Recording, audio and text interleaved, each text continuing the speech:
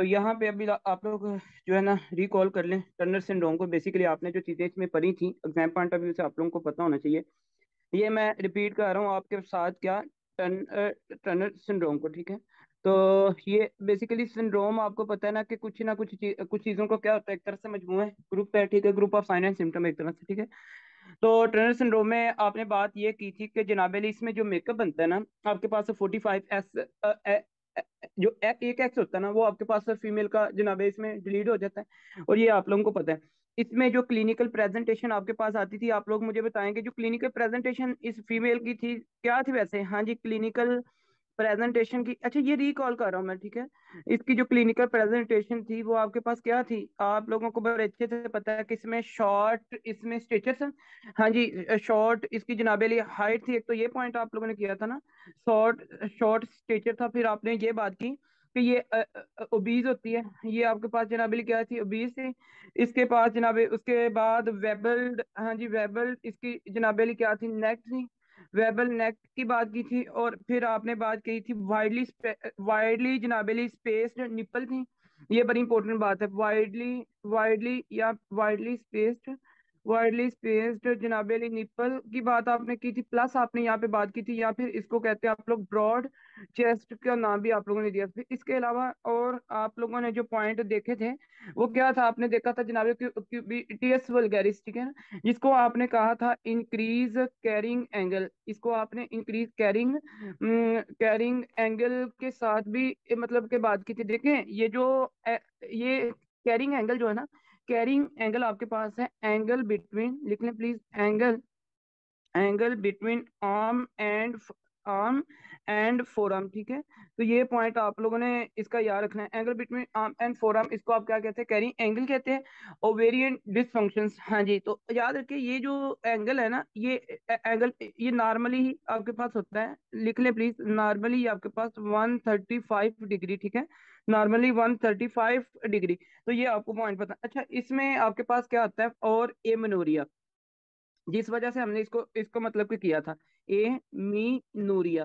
तो ए मेनूरिया आप लोग इसका पॉइंट याद रखेंगे, ए मेनूरिया होता है इसमें। और क्यों क्यों ये मेनूरिया होता है, इसकी रीजन आप लोग जानते हैं, बिकॉज ऑफ, हाँ जी, ovarian dysfunction, because of ovarian ovarian because of ovarian dysfunction. तो ये आप लोगों ने पॉइंट यहाँ से देखा था, ये आप लोगों को बड़े अच्छे से पता है, ठीक हो गया जी। अब आते हैं जी, आगे बात कर लेते हैं वेरिएंट। और आप लोगों ने ये कहा था कि मेनूपाज एक तरह से हो जाता है, ठीक है।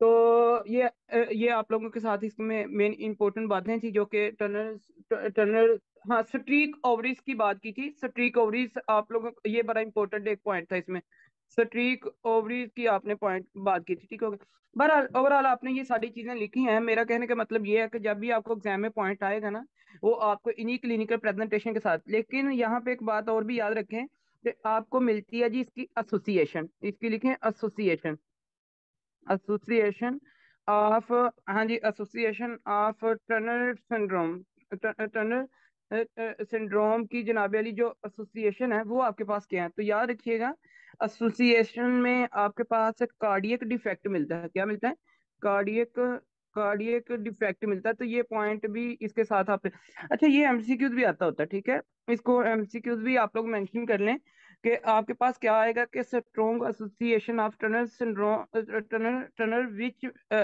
With which cardiac defect. इस तरह एमसीक्यूज आपके पास आएगा कि strong association of tunnel syndrome with which cardiac defect. तो आपके पास जो इसमें कार्डियक डिफेक्ट है ना, वो है जी को आर्कटेशन, हाँ जी, को आर्कटेशन, ये आपने वैसे उस दिन लिखा था को आर्कटेशन ऑफ अयोटा, को आर्कटेशन ऑफ द अयोटा। तो ये वैसे भी आपने सीबीएस के अंदर को आर्कटेशन ऑफ द अयोटा की बात की है, ये आप लोगों को बड़े अच्छे से पता है, ठीक होगा जी। और इसकी वेसल्स में एक तरह से जो है ना, मतलब कि ब्लड आपके पास आ जाता है, ठीक है। तो अब आ जाते हैं जी आगे, इसका एमसीक्यू ये लिख लीजिएगा जो मैंने बात बताई है, फिर रिपीट कर देता हूँ। Strong association of tunnel syndrome with which cardiac defect, वो आपके पास क्या है, कोआर्किटेशन ऑफ द एओर्टा।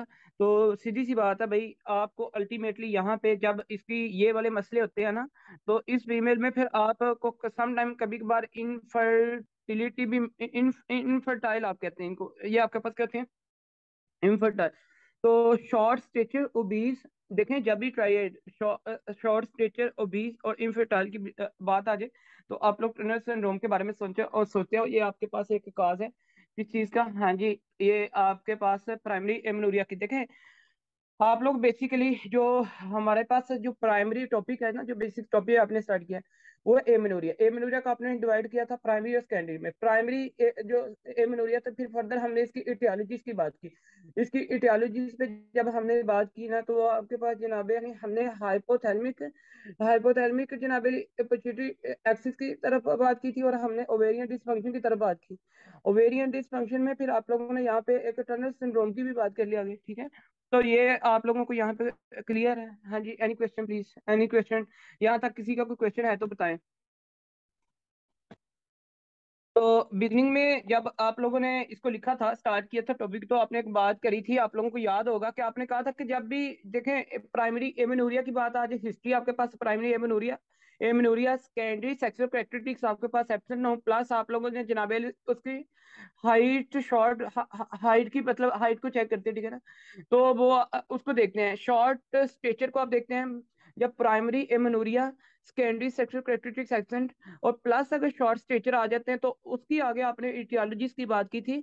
आपने एक इटियोलॉजी पढ़ी हाइपोथैलेमिक पिट्यूटरी डिसफंक्शन की बात की, और दूसरी आपने ओवेरियन डिसफंक्शन की बात की। हाइपोथैलेमिक हाइपोथैलेमिक पिट्यूटरी डिसफंक्शन में आपने कहा था कि जनाब अली इसमें एम्पटी सेलर ट्रसिका की बात कर ली थी आपने, क्रेनियोफ्रिंजियोमा की बात कर ली थी, हाइड्रोसिफिलस की बात कर ली थी, और पैन हाइपोपिट्यूटरिज्म की बात की थी, जिसमें ट्रोमा रेडिएशन की भी आगे आपने बात। फिर आप ओवेरियन डिसफंक्शन की बात जब आपने की थी, इसमें टर्नर सिंड्रोम की बात की। टर्नर सिंड्रोम में जनाब अली आपने ये सारी चीजें देख ली जो जिसका मेकअप आपके पास है, ठीक है। अब बात कर लेते हैं नेक्स्ट प्लीज। अगर सुन लें, अगर फीमेल प्राइमरी आप ओपीडी में बैठे हैं, ठीक है, आपके पास फीमेल रहती है, ठीक है। अब उस फीमेल में जो फीचर्स हैं वो आपके पास क्या है, वो ये वाले फीचर्स है। अब हम जा रहे हैं नंबर 2 पॉइंट की तरफ, आपने इसको भी देखना है क्योंकि हमने काजिज को देखना है ना। हमने तीन चीजें कही थी, हमने कहा था कि amenorrhoea secondary sexual characteristics absent भी हो सकते हैं, ये प्रेजेंट भी हो सकते हैं, या फिर ये मिक्स भी हो सकते हैं। अब हम देखेंगे कि अगर ये प्रेजेंट होते हैं तो फिर क्या सिनेरियो बनता है, ठीक है। तो इसमें आपने जरा ये देख लीजिएगा कि जनाब अली प्राइमरी एमनूरिया, एमनूरिया की हिस्ट्री आपके पास होगी, एमनूरिया की हिस्ट्री होगी। हिस्ट्री अगर आपके पास ये आ जाती है तो प्लस आपके पास जनाब Ali secondary secondary sexual characteristics present, secondary sexual characteristics, हाँ जी सेकेंडरी सेक्सुअल करेक्टरिस्टिक्स आपके पास क्या है जी, वो मतलब कि प्रेजेंट है, ये प्रेजेंट है, ठीक है। अब इसकी बात कर लेते हैं। तो फिर अगर जनाब अली प्लस थर्ड पे जो आपने पॉइंट याद रखना है ना, स्ट्रेचर जो है ना इसका वो है नॉर्मल, नॉर्मल, नॉर्मल। हाँ जी, सॉरी सॉरी सॉरी, ये आपके पास जो है ना, अब absent secondary sexual characteristics absent, ये जनाबेली एब्सेंट है। और प्लस इसमें क्या है कि नॉर्मल स्टेचर है, ठीक है, नॉर्मल स्टेचर। तो ये आपने पॉइंट इसका याद रखना है। देखें सर ये एमसीक्यूज है जी जी, इसका हमने डायग्नोस बनाना है बिल्कुल ऐसे ही। हिस्ट्री आप लिख लें। दूसरी तरफ हम जा रहे हैं ना, दो हमने ये कहा था amenorrhoea candy sexual activity absent short stature के साथ। अब हम देख रहे हैं नॉर्मल स्टेचर के साथ। अगर फीमेल का नॉर्मल स्टेचर होता है तो फिर देन आपको किसके बारे में सोचते हैं आगे। तो इसमें जो आपने मोस्ट लाइकली आपके पास जो जनाबेली इटियोलॉजीज होंगी ना, हाँ जी मोस्ट लाइकली मोस्ट लाइकली इटियोलॉजीज की आपने बात करनी है, क्योंकि इस तरह आपको ये चीजें याद हो जाएंगी। इटियोलॉजी की जब बात करेंगे ना तो वो आपके पास फिर दो दो तरह की इटियोलॉजीज आएंगी इसमें। जब इटियोलॉजी की बात करेंगे फर्दर आपके पास 2 इटियोलॉजीज आपके पास आएंगी। वो आपके पास क्या हो सकती है जनाबेली, देख लें। इसमें आपके पास हो सकता है हाइपोथैल्मिक, लिखिएगा please, hypothalamic, hypothalamic pituitary, hypothalamic pituitary dysfunction, dysfunction इसकी आप लोग बात करेंगे। और फिर आपके पास है ओवेरियन डिसफंक्शन, क्या होगा, ओवेरियन डिसफंक्शन। देखें है तो अब लफ्ज तो वही है, लेकिन नीचे जो कंटेंट होगा ना, कंटेंट आपका यहाँ पे चेंज होगा इनके नीचे, ठीक हो गया जी। तो आपने अब बस सिनेरियो क्या लिया है, सिनेरियो आपने ये लिया है कि फीमेल आपके पास एमनूरिया के साथ आएगी, लेकिन और सेकेंडरी सेक्सुअल कैरेक्टरिस्टिक्स इसमें मतलब कि एब्सेंट होंगे, बट साथ में उसकी नॉर्मल स्टेचर जो है ना वो होगी। तो इसमें आप लोग क्या देखेंगे आगे, आप लोगों को ये पॉइंट्स पता होना चाहिए। एक तो आपके पास या तो इसमें मसला हो सकता है या फिर इसमें मसला हो सकता है। अब देखते हैं इनमें क्या हिसाब किताब है। ओके, तो देखें, सबसे पहले ना हाइपोथैलेमिक पिट्यूटरी डिसफंक्शन।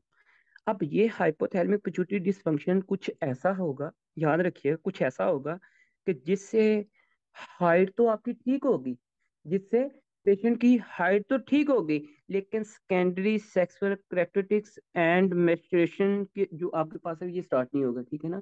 दो चीजें, ये कुछ ऐसी प्रॉब्लम इसमें होगी हाइपोथैलेमस में जिसमें ग्रोथ तो ठीक है, हाइट तो ठीक है, लेकिन उस बंदी में मेंसिस की प्रॉब्लम होगी, उस बंदी में जनाबे अली सेकेंडरी सेक्सुअल कैरेक्टरिस्टिक्स की प्रॉब्लम होगी। ठीक है, अब ये कैसे, इसकी आप कुछ लिखें जी एग्जांपल्स। अब इसकी आपको ना कुछ एग्जांपल से पता होनी चाहिए। देखें, आपने जब भी चीजों को डायग्नोस करना होता है आपके पास एक डायग्नोस्टिक क्राइटेरिया होता है, आपने डिफरेंशियल डायग्नोस देखने होते हैं, ठीक है। तो मोस्ट लाइकली अब इसकी जो एग्जांपल्स हैं कि भाई इसमें कौन कौन सी ऐसी चीजें हैं जिसमें हाइपोथैलेमस ऐसे कर सकता है, तो आप लिख सकते हैं। नंबर वन पे आपने जो पॉइंट लिखना है इसमें वो आप लिखें जी, ऑल, लिखें please, all hormone, all hormones कम या रिलीज, कम या फिर release, release by, release by hypothalamus, release by hypothalamus except, except आपके पास जनाबेली एक्सेप्ट क्या होगा, gonadotropic releasing hormone, except gonadotropic releasing hormone. ये हार्मोन आपके पास जनाबेली इसकी माइग्रेशन नहीं होगी, ठीक है, ये हार्मोन ऊपर से नीचे नहीं आएगा। अब ये भी आपके पास, तो लीड टू, जब आपके पास ये हार्मोन नहीं ना आएगा तो जनाबेली इसमें जो कंडीशन आपके पास होगी, लीड टू, आपकी बुक में पॉइंट लिखा हुआ है CK2 में, lead to isolated, lead to isolated gonadotropic releasing hormone, gonadotropic releasing hormone deficiency। क्या होगी, डेफिशिएंसी। तो ये आप लोगों को पता होना चाहिए। मतलब जो बुक ने एक पॉइंट लिखा हुआ है गनेडो आइसोलेटेड गनेडोट्रोफिन डेफिशिएंसी। तो अब मुझे एक बात बताएं, मैं आपसे वैसे पूछता हूँ, आप मुझे ये बताएं कि जनाबे अली जब आपके पास गोनाडोट्रोपिक रिलीजिंग हार्मोन नहीं आएगा तो क्या FSH और LH आएंगे? हाँ जी, क्या पिट्यूटरी ग्लैंड से, अंटीरियर पिट्यूटरी से आपके पास FSH LH आएंगे? Then no FSH and LH। तो भाई FSH और LH को आप कहते क्या हैं? आप इसको गोनाडोट्रोफी नहीं कहते हैं ना। तो आपके पास इसमें क्या होगा, आप इसको लिख लें कि गोनाडोट्रोफी, एक मिनट, तो इसको आप कहते हैं गोनेडो, गोनेडोट्रोफिन, गोनेडोट्रोफिन डेफिशिएंसी। तो एक तरह से आप इसको ऐसे भी लिख सकते हैं कि आइसोलेटेड गोनेडोट्रोफिन। तो ये तो एक आपके पास इस तरह भी जो है ना, मतलब कि सिनेरियो एक रीजन ये भी हो सकती है। ठीक होगा जी, फिर आगे बात करते हैं, बाद में बुक से हम रीड आउट करेंगे इसकी जो आपके पास मतलब कि काजेज की हम बात कर रहे हैं कि absence of secondary sexual characteristics, no oestrogen production, तो इसकी आगे हम बात करते हैं, ठीक है।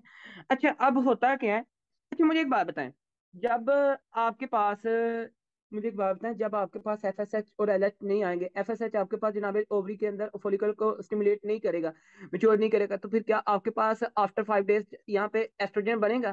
क्या एस्ट्रोजन आपके पास होगा? मुझे एक बात तो बताएं, नो एस्ट्रोजन भी नहीं ना होगा, तो भाई no production and no production and no production of oestrogen, तो फिर एस्ट्रोजन की प्रोडक्शन भी नहीं होगी। तो ये तो बात आप लोग जानते ही है ना। अब आते हैं जी आगे, नंबर 2 पे लिखे, बुक से बाद में हम रीड करेंगे इसको। नंबर 2 पे आप लोग लिख लें कि कालमैन सिंड्रोम। नंबर 2 पे लिखें कालमैन, कालमैन सिंड्रोम। अच्छा, ये कॉलमैन सिंड्रोम जो है ना, ये MCQs भी इसको आप लोग मेंशन कर लें कि ये बहुत ज्यादा इंपॉर्टेंट MCQs है, जो कि इसी की एक एग्जांपल में आप लिखेंगे, ठीक है, इसी के एग्जांपल में आप लिखेंगे। अब ये कॉलमैन सिंड्रोम बेसिकली क्या है, इसकी, इसके नीचे ना आप लोगों ने क्या करना है भला, आप लोगों ने लिखना है कि भाई detail, detail from, detail from step 1, step 1 ठीक होगा जी। और फीमेल फीमेल रिप्रोडक्टिव सिस्टम, ये आप इसके नीचे लिख देंगे, फीमेल रिप्रोडक्टिव सिस्टम। तो ये आप लोगों ने वहां से इसको जो है ना क्लियर करना है। अब इसी के साथ जब आप ये लिखेंगे ना तो आप लोगों को ये समझ आ जाएगी।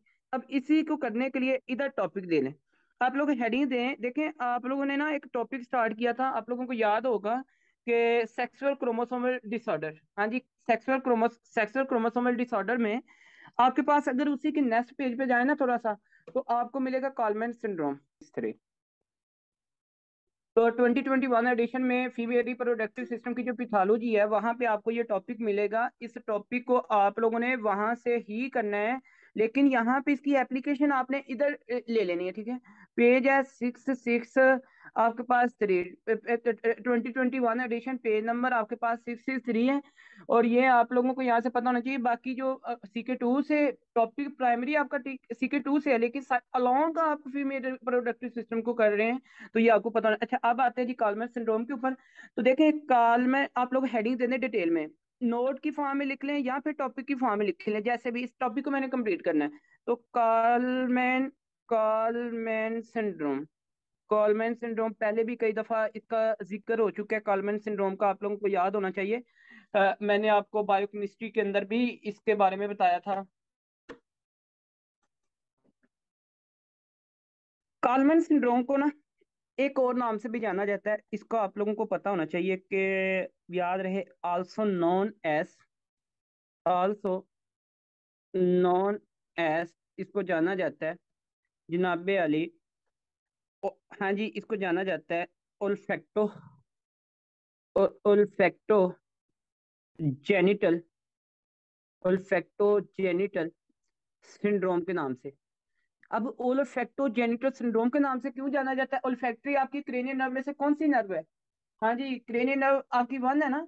और इसका काम क्या है? सेंसेशन में रोल प्ले करती है, ठीक है। तो अब आपको पता है कि इस कुछ ना कुछ सेंसेशन के रिलेटेड भी इसमें आएगा, ठीक है। तो याद रखिएगा, ओलिफैक्टरी नर्व जो है ना, वो भी इसमें उसका भी मसला होता है, ठीक है। तो अब इसका लिखें जरा नंबर 1 पॉइंट, इसका लिख लें जी नंबर 1 पॉइंट, कि Kallmann syndrome, Kallmann syndrome effect, effect Kallmann syndrome effect to both can affect to both sex, but but more commonly in male, more commonly commonly in male। ये भी point आपको clear होना चाहिए, ठीक है। अब हमने तो फीमेल के रिलेटेड चीजें को देखना है ना, जरा आप लोग इसको देख लीजिएगा, ठीक है। अच्छा, सुन लें।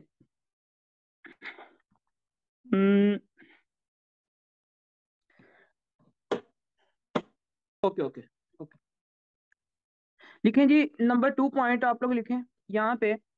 नंबर 2 पॉइंट आपने लिखना है फेलियर टू कंप्लीट, लिखें failure to, failure to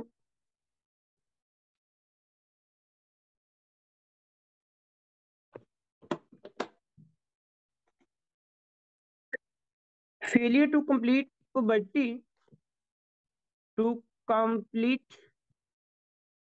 puberty, puberty and a form, ये लिख लें। अगर समझ ना आए तो don't worry, and form of hypo hypogonado hypogonadotropic hypogonadotropic trophic and and हाइपोगनेडोगोनेडिज्म।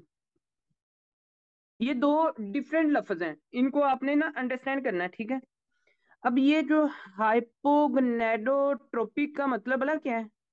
इसका मतलब ये है कि डिक्रीज FSH एंड LH। और ये जो है ना हाइपोगोनेडिज्म, इसका मतलब है कि decrease testosterone, testosterone and oestrogen, and decrease oestrogen, इसका ये मतलब है। ठीक है, तो ये दोनों पॉइंट आपको समझ आ गए होंगे कि ये कहना क्या चाह रहे हैं। ठीक है, अब आते हैं जी आगे, नंबर थर्ड पॉइंट लिख लें इसमें। ये पॉइंट्स अभी मैंने आपको समझाने हैं, डोंट वरी, ये आप लोग पहले लिख लें। अच्छा जी, in Kallmann syndrome, in Kallmann syndrome, in Kallmann syndrome occur, occur defect, defect in Kallmann syndrome occur defective migration, defective migration, migration of gonadotrophic releasing hormone, gonadotrophic releasing neurons, neurons from hypothalamus, from hypothalamus। ठीक होगा जी, and आगे लिखें, and subsequent, and subsequent जी subsequent failure, subsequent failure of olfactory, olfactory bulb, और ये आप head और नेक से भी जानते हैं, olfactory bulb to develop, olfactory bulb to develop, and आगे लिखें डिक्रीज सिंथेसिस, बल्कि मैंने ये आपको ऊपर ही लिखवा दिया, यहां तक आप लोग लिख लें, इसकी बात कर लें। अच्छा जी, उसके बाद फिर लिखें नंबर 4 पे, बाकी डिटेल इसकी नेक्स्ट मीटिंग में ही करेंगे। ठीक है, लिखिए क्लिनिकल प्रेजेंटेशन, आप पूरा टॉपिक लिख लें, फिर आपको ये सारी समझ आ जाएगी। क्लिनिकल प्रेजेंटेशन कि ये पेशेंट प्रेजेंट कैसे करते हैं। ठीक है, ये पेशेंट प्रेजेंट कैसे करते हैं आपके साथ, तो याद रखिएगा इनकी जो प्रेजेंटेशन है ना, कॉलमैन सिंड्रोम, याद रखिएगा एक ऐसा सिंड्रोम है जिसकी वजह से ब्रेन में जगहों जगहों पे ना ब्रेन की, याद रखिएगा कॉलमैन सिंड्रोम एक ऐसा सिंड्रोम है जिसकी वजह से ब्रेन में दो जगह ऐसी है जहां पे आपके पास डिफेक्ट होता है। एक आपने पढ़ी है ओलिफैक्टरी पाथवे, एक तो आपने ओलिफैक्टरी की बात की और एक आपने हाइपोथैलेमस की बात की। ब्रेन के अंदर दो ऐसी जगह जहां पे जनाबेली डिफेक्ट होता है, two sides, two sides in brain, ये लिख लें, ये इंपॉर्टेंट बात, क्योंकि जब आपको टू साइड्स याद रह जाएंगी ना तो प्रेजेंटेशन आपको याद रह जाएंगी। टू साइड्स इन ब्रेन, एक आपके पास ओल्फैक्टरी बल्ब है, ओल्फैक्टरी बल्ब जनाबेली याद रखना है, और एक आपके पास क्या है, हाइपोथैलेमस, हाइपोथैलेमस में फेलियर होता है माइग्रेशन किसकी, हाँ जी, gonadotrophic releasing हार्मोन की। ये दो दो two sides in brain affect in Kallmann syndrome, in Kallmann syndrome, आपको समझ आ जाए बस अभी। तो ये दो साइड्स आपको यहाँ पे पता है। देखें, एक ओलिफैक्टरी पाथवे है, और इसकी वजह से आपको पता ना कि जो ओलिफैक्टरी नर्व है ये आपके पास क्या करती है, सेंसेशन में, स्मेल, स्मेल को सेंस करने में आपके पास हेल्प करती है ना। तो जब ये डैमेज होगी, ये डेवलप ही नहीं होगी, तो इसकी वजह से loss of sense of smell होगी ना, तो जिसको आप एनओस्मिया कहेंगे या फिर हाइपोस्मिया कहेंगे। तो ये आप लोगों को बड़े अच्छे, और जो सेकंड इफेक्ट है वो आपके पास हाइपोथैलेमस, जिससे gonadotrophic रिलीजिंग हार्मोन की जनाबेली माइग्रेशन का डिफेक्ट होगा और gonadotrophic रिलीजिंग हार्मोन की डेफिशिएंसी होगी। और जब gonadotrophic आपके पास नहीं आएगा तो जनाबेली क्या होगी, एमोनोरिया होगा ना, एमोनोरिया होगा। तो इसलिए प्रेजेंटेशन में याद रखें कि जब भी आपके पास आ जाए एमोनोरिया, एमोनोरिया, और आपके पास जनाबेली एमोनोरिया, और फिर आप लिखें एनओस्मिया, एनओस्मिया का मतलब क्या है कि नो स्मेल, इसमें जनाबेली नो स्मेल, नो स्मेल, ये इसको स्मेल भी नहीं आएगी। ये प्रेजेंटेशन इसकी बड़ी इंपॉर्टेंट है। अच्छा, इसके साथ साथ आपको ये भी पता होना चाहिए कि इनफर्टिलिटी, ये भी याद रखें कि इनफर्टिलिटी, जब भाई वो आएगा नहीं तो इनफर्टिलिटी होगी। ठीक है ना, इनफर्टिलिटी, आगे लिखें लो, हाँ जी, low sperm account, low sperm account male में भी ये इफेक्ट करती है। इन मेल, अगर मेल में होगी तो उसके अंदर क्या होगी कि इनफर्टिलिटी होगी ड्यू टू लो, हाँ जी, sperm count in the male, क्योंकि एलएच आपको पता है रिस्पॉन्सिबल फॉर द टेस्टोस्टेरोन, ठीक है, for the release of the testosterone. तो भाई एलएच भी आपके पास नहीं होगा इसकी वजह से। ये क्यों है, इसकी रीजन लिख लें, रीजन भी इसकी लिखें साइड पे, कि भाई रीजन इसकी ये है कि due to decrease due to decrease testosterone, due to decrease testosterone, ये मेल में ये वाली चीज आपके साथ आ सकती है। तो एक क्लू लिख लें कॉलमैन सिंड्रोम के लिए, बिलीव मी बहुत ज्यादा इंपॉर्टेंट है, एमसीक्यू तो आप लोगों को मैं लिखवा रहा हूँ, पहले भी मैंने कई दफा लिखवा चुका हूँ आप लोगों को, कि एक ट्राइएड आपके साथ होना चाहिए कॉलमैन सिंड्रोम को। जब भी आप याद करें ट्राइएड याद रखें। यंग फीमेल होगी, यंग फीमेल होगी पेशेंट आपके पास, जनाबे अली ए मनूरिया की हिस्ट्री होगी, ए मीनूरिया की हिस्ट्री होगी, ठीक है, और प्लस साथ में आपके पास जो मोस्ट इंपोर्टेंट पॉइंट एनओस्मिया होगा। क्या होगा, एनओस्मिया। भाई इसको स्मेल भी नहीं आएगी। तो जब ये तीन चीजें आपके पास आ जाए तो चुप करके जो डायग्नोस बना लेना है ना, वो आप लोगों ने क्या बनाना है, हाँ जी, डायग्नोस आपके पास है इसका कॉलमैन सिंड्रोम। क्या होगा जी, कॉलमैन कॉलमैन सिंड्रोम। तो ये आप लोगों को यहाँ से इसकी प्रेजेंटेशन से पता चल गया। Any question please. देखें, अब मैं थोड़ा सा रिवाइज आप लोगों के साथ कर दूं। कॉलमैन सिंड्रोम में बेसिकली जो ऊपर आपने दो तीन सेंटेंस लिखे हैं ना, वो आपको ताकि क्लियर हो जाए। अच्छा, कॉलमैन सिंड्रोम में क्या है कि कॉलमैन सिंड्रोम में मैंने ये पहले कहा कि ये आपके पास इफेक्ट करता है बोथ सेक्स को, मेल और फीमेल को, लेकिन मोस्ट कॉमनली मेल में होता है। देखिए कॉलमैन में ना, कॉलमैन सिंड्रोम में जनाबली होता ये है कि हाइपोथैलेमस है ना, आने वाला जो गोनेडोट्रोफिक रिलीजिंग हार्मोन है ना, जिन्होंने जनाबेली आगे आके देखें, आपको पता ना कि गोनेडोट्रोफिक रिलीजिंग हार्मोन आगे आके क्या करता है, एफएसएच और एलएच को रिलीज करवाता है ना, कहाँ से, एंटीरियर पिट्यूटरी से। लेकिन इस सिंड्रोम में, इस कॉलमैन सिंड्रोम में याद रखिए कि गोनेडोट्रोफिक रिलीजिंग हार्मोन की माइग्रेशन के डिफेक्ट होता है। ये तो ऊपर से आता नहीं है। मतलब क्या कि एक बात अगर मैं आपसे पूछूं कि जनाबेली यहाँ पे ये आपके पास बोस है ना, ये हाइपोथैलेमस है, ठीक है, तो हाइपोथैलेमस जो है ये नीचे बिलो कनेक्टेड विद द, हाँ जी, बीन सेक्शन हो रहा है पिट्यूटरी ग्लैंड। यहाँ पे ये आपके पास हाइपोथैलेमस है, ठीक है, ये हाइपोथैलेमस, और ये आपके पास पिट्यूटरी, आपके पास क्या जी, ग्लैंड है। तो याद रखिए जब पिट्यूटरी, अच्छा यहाँ से आपके पास जो है ना, इधर से आपके पास आना है गनेडोट्रोफिक रिलीजिंग हार्मोन, कहाँ पे आना है, इस जनाबेली अंटीरियर पिट्यूटरी पे। और नीचे आपके पास यहाँ पे, अगर मैं मजीद इसको करूँ थोड़ा सा आपके पास, तो ये आपके पास है जी फ्लोपियन ट्यूब्यूल। अच्छा यहाँ से अगर मैं, सॉरी, तो इसको अगर मैं जनाबेली, ये आपके पास है इसमें यूट्रस, ठीक होगा जी। अच्छा ये अब यहाँ पे जो है ना आपके पास है फ्लोपियन ट्यूब्यूल। अच्छा जी, जब गोनेडोट्रोफिक रिलीजिंग हार्मोन यहाँ से आता है तो यहाँ से आपके पास रिलीज किसको करवाता है, इस इधर से रिलीज करवाता है एफएसएच, एफएसएच और एलएच को। अब ये एफएसएच और एलएच आपके पास जाते हैं जनाबे इधर ओवरीज में, हाँ जी, कहाँ पे, ओवरीज के पास, और यहाँ पे फॉलिकुलर की क्या करवाते हैं आगे, वो नॉर्मल मेंसेस का आपको पता ही है, ठीक है, डे 1 से लेकर डे 5 तक जनाबे एफएसएस ने इसकी मैच्योरेशन करवानी है। देन आपके पास एस्ट्रोजन आएगा, ऑन द डे 14 आपके पास एलएच क्या करवाएगा, ओवुलेशन करवाएगा। ऐसे ही है ना, तो फिर प्रोजेस्टेरोन भी आपके पास रिलीज होगा। तो कहने का मतलब ये है कि जब आपके पास ये इसकी माइग्रेशन ही नहीं होगी, ये इसका डिफेक्ट होगा, यहाँ पे यही नहीं आएगा, तो क्या आपके पास ये चीजें होंगी दोनों, क्या ये होंगी, नहीं होगी। तो जब ये नहीं होगी तो एमनूरिया तो आएगा, जारी सी बात है भाई, क्या उस बंदी को मेंसेस आएंगे, क्या मेंस्ट्रुएशन साइकिल स्टार्ट होगा, नो नहीं होगा। तो ये चीज तो आपको पता है। इसी के साथ साथ आपके पास यहाँ पे इस जगह पे ओलिफैक्टिक जो बल्ब है उसकी भी मतलब प्रॉब्लम आ जाती है। तो ओलिफैक्टिक बल्ब की भी डेवलपमेंट नहीं होती, तो जिसकी वजह से जनाबे इसको स्मेल भी नहीं आएगी।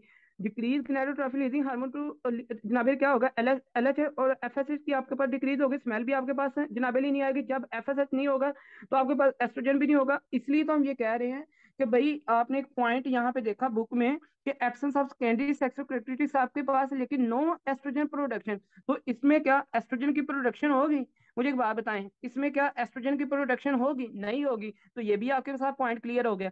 तो रिजल्टेंट फीमेल के सेकेंडरी सेक्सुअल कैरेक्टरिस्टिक्स एब्सेंट होंगी कि प्रेजेंट होंगी, मुझे एक बात तो बताएं। जब एस्ट्रोजन नहीं होगा, oestrogen is responsible for the breast development, oestrogen is responsible for the generally enlargement of the uterus, vagina, आपके पास इसके जितने भी फीमेल के सेकेंडरी कैरेक्टरिस्टिक्स हैं, आपके oestrogen except pubic hair and armpit hair, pubic hair and armpit hair की जो growth है, इनके लिए रिस्पॉन्सिबल है एंड्रोजेंस। और एंड्रोजेंस में आपके पास टेस्टोस्टेरोन आ जाता है, आपके पास जनाबी डाईहाइड्रो टेस्टोस्टेरोन आ जाता है, एड्रेनोस्टेरोडायोन आ जाता है, ठीक है ना। तो ये आप लोगों को सारे के सारे पॉइंट मेरे ख्याल में क्लियर होंगे। इसलिए आप लोगों ने ये कहा कि भाई स्टार्टिंग में जब आपने लिखा ना, यहाँ पे मैंने लिखा कि एमनूरिया होगा, कैंडी सेक्सुअल कैरेक्टरिस्टिक्स एब्सेंट होगा, क्योंकि no production of the oestrogen, तो नॉर्मल स्टेचर होगा, लेकिन इसमें जो ग्रोथ हार्मोन होगा ना, वो इस बंदे के नॉर्मल होगा, ठीक है। मेरे ख्याल में आप कॉलमैन सिंड्रोम को कोई क्वेश्चन तो नहीं है प्लीज? कॉलमैन सिंड्रोम का कोई question? Any question please, book से रीड आउट कर लें इसको। Next please. अच्छा जी, कॉलमैन सिंड्रोम जो टॉपिक था फीमेल रिप्रोडक्टिव सिस्टम की पैथोलॉजी से आपने कर लिया। अब हम अच्छा साइड पे आपने यहाँ पे भी इसकी बात कर ली है। देखें आपको यहाँ पे अब क्लियर हो गया है कि इसमें एमनोरिया क्यों, एमनोरिया के क्यों काज बना, तो वो आपने बात कर ली है। उसके बाद हम जाते हैं जी थर्ड एग्जाम्पल पे। इसकी जो आपने थर्ड एग्जाम्पल लिखनी है ना, हाइपोथैलेमस में जो थर्ड एग्जाम्पल आपने लिखनी है, वो आप लोग लिखेंगे जनाबे अली। देखें हाइपोथैलेमिक पिट्यूटरी डिसफंक्शन आपके पास जनाबी और किस जगह पे मिल सकता है, वो आपके पास एक कंडीशन, उसका नाम है हाइपर हाइपर प्रोलैक्टिनीमिया। प्रोलैक्टिनीमिया, ये पॉइंट भी इंपॉर्टेंट है और ये भी इसके अंदर आपके पास आता है।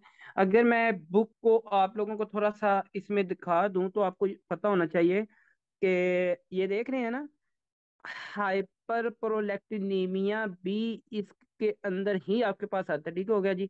और या फिर एक्सरसाइज, देखें आपकी ना बुक में एक टॉपिक का नाम है अ,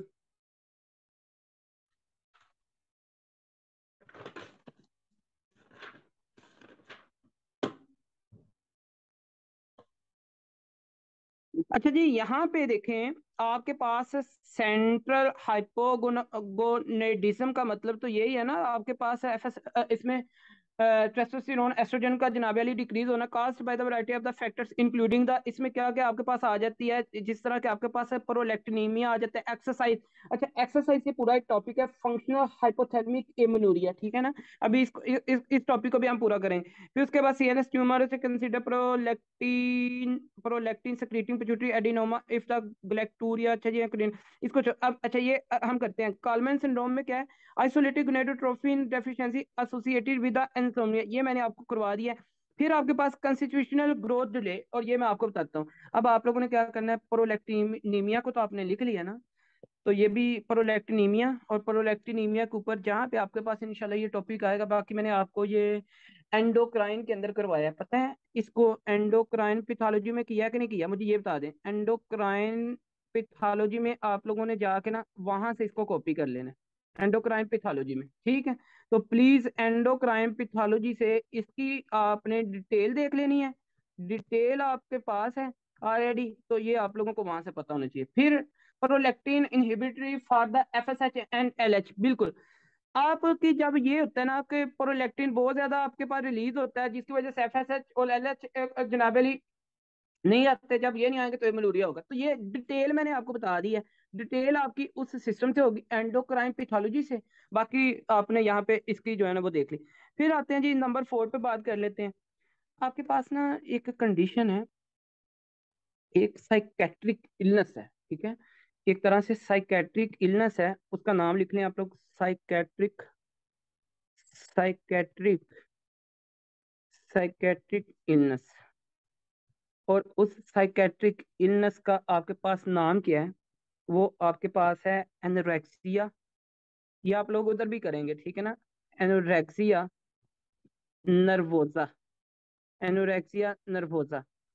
एनोरेक्सिया नर्वोजा में बेसिकली अगर कोई फीमेल इस एनोरेक्सिया नर्वोजा को कंटिन्यू करे more than 3 months, more than 3 months, anorexia और एक्सरसाइज वेयर, और साथ में जनाबेली क्या हो कि आपके पास exercise where weight loss and sorry excessive, इसकी वजह से क्या होगा, एक्सेसिव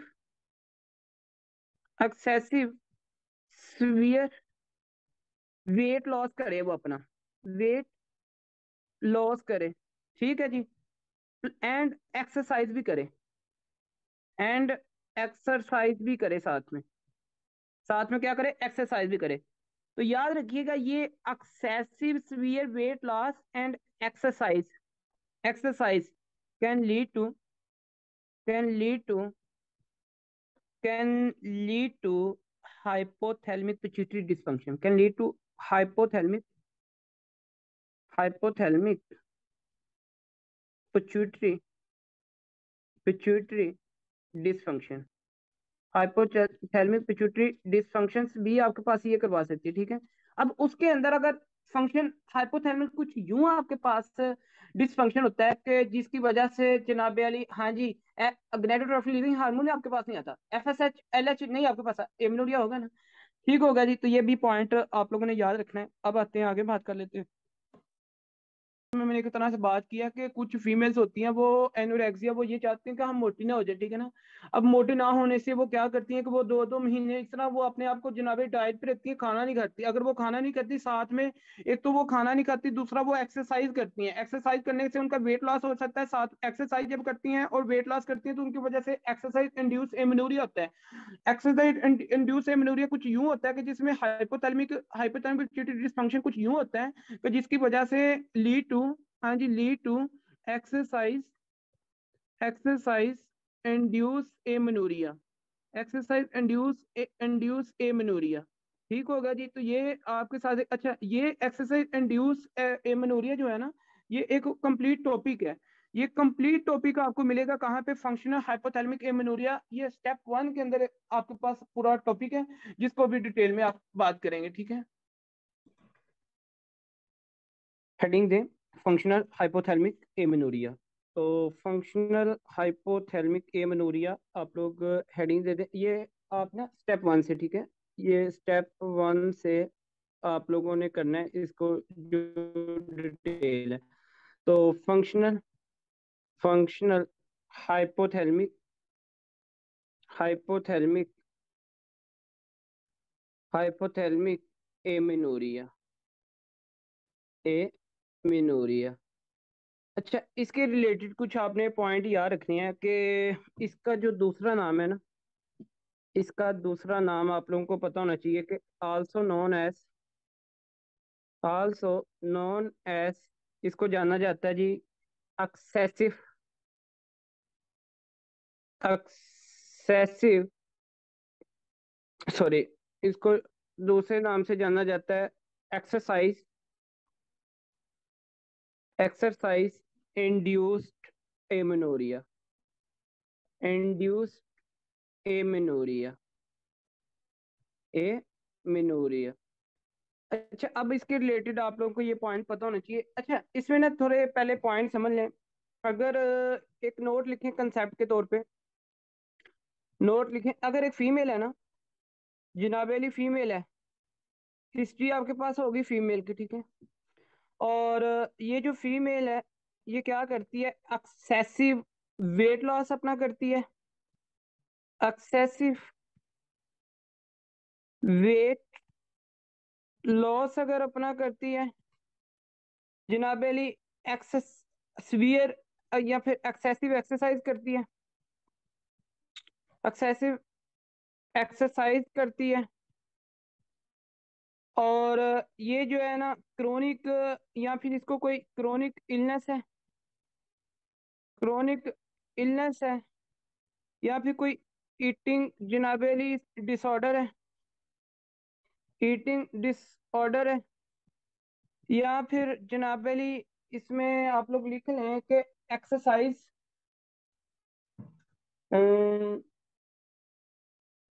फीमेल एथलीट ट्रायड है, फीमेल एथलीट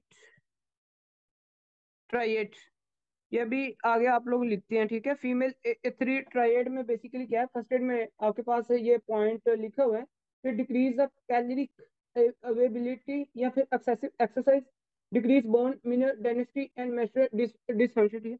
अच्छा, अब इन सारी चीजों की वजह से ना, इन सारी चीजों की वजह से बेसिकली होता क्या है, ये आपने पॉइंट देखना है कि देखें सबकी वजह से ना एडिपोज टिश्यूज या फैटी टिश्यू जो है ना वो आपके पास डिक्रीज होंगे।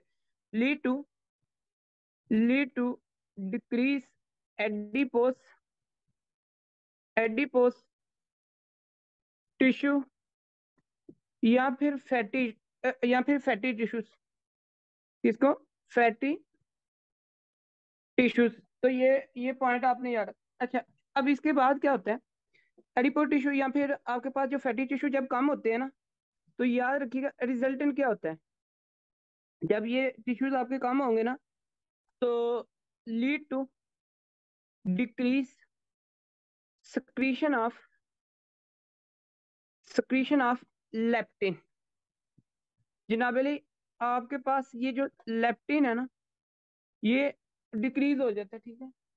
तो सर ये जो, ठीक है सर। अच्छा, लेप्टिन के बारे में ना आप लोगों ने एंडोक्राइन की फिजियो में पढ़ा था कि लेप्टिन आपके पास ना एक है स्टेटी हार्मोन। ये आपके पास क्या है? ये स्टेटी स्टेटी हार्मोन है, ठीक है?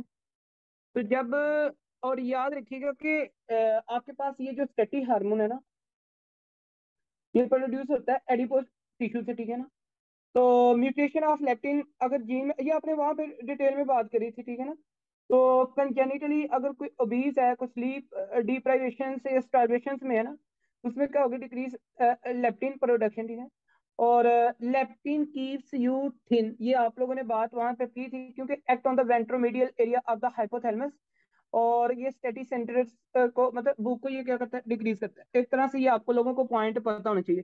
ठीक होगा जी, ये मैंने आपको वहां पे, आप लोग ना एंडोक्राइन की फिजियो में बड़ी डिटेल में इसको जानते हैं। अच्छा, जब लेप्टिन की सिक्रीशन कम हो जाती है तो रिजल्टेंट हाइपोथैलेमस है ना, आपके पास से याद रखिएगा कुछ यूं, मतलब कि जो ये आपके पास ना act on the ventromedial area of the hypothalamus और डिक्रीज करता है किसको? एपिटाइट को। ठीक होगा? अच्छा, यहाँ पे ना याद रखिएगा resultant resultant decrease release of release of gonadotrophic releasing hormone from hypothalamus, ठीक है? तो हाइपोथैलेमस से जनाबली इसका जो रिलीज है ना वो कम हो जाता है। अच्छा, जब ये कम आएगा ना, तो आपको पता है कि lead to lead to decrease release of release of L H and F S H from, हाँ जी, from anterior pituitary, from anterior pituitary. अच्छा, ये ईटिंग डिसऑर्डर, यही जो आपने क्वेश्चन किया, इसका यही है ना कि ऐसा डिसऑर्डर होगा जिसमें बंदे को भूख ही नहीं लगे, ठीक है ना? हैंग्री सेंटर में भी इम्पेयर हो जाए, ठीक है? तो ये पॉइंट आपने थोड़ा सा जो है ना इसमें देखना है। अच्छा, अब अंटीरियर पिट्यूटरी, अंटीरियर पिट्यूटरी, ठीक होगा जी। तो जब एफ एस एच और एल एच आपके पास कम सक्रिएट होंगे तो ओवरी से जनाबली एस्ट्रोजन आपके पास काम नहीं आएगा, ठीक है ना? तो no release of oestrogen oestrogen from ovary, ठीक हो गया जी। तो lead to ultimately lead to primary amenorrhoea, lead to amenorrhoea. तो भाई ये पॉइंट आप लोगों ने यहाँ पे बस एमनोरिया इस तरह आपके पास जो है ना इसमें होता है। ये आप लोगों को पॉइंट मैंने अभी नोट लिखवाया, ठीक है ना? ये जस्ट मैंने नोट लिखवाया है। बेसिकली जो बातें मैंने बोलनी थी वो मैंने आपको लिखवा दी हैं। ये आप लोगों को पॉइंट पता होना चाहिए। अब सबसे पहले लिखें बुक के अकॉर्डिंग, जो आपने पॉइंट्स लिखने हैं ना जो फर्स्ट एड में लिखे हुए हैं, वो आप लोगों को पता होना चाहिए। नंबर वन पॉइंट लिखें, नंबर वन पॉइंट लिखें कि severe caloric restriction, severe caloric severe caloric restriction, severe caloric restriction restriction.